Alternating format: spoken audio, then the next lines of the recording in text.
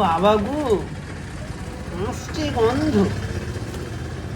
খালি মাছ, চুনোপুটি কই, ভাপা ঝোল ভাজা সব কিছু সই, গরম ভাতে মাছের ঝোল।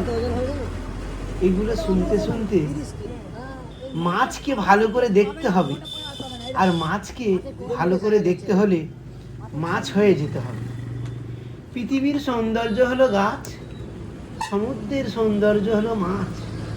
আসুন আপনাকে মাছের দোকানে নিয়ে যাই, যে মাছ আপনি সচরাচর দেখতে পান না সেই মাছ দেখাবো। এ মাছ সেই মাছ নয় যে যে কোনো মাছ বাজারে গেলে দেখতে পাবেন।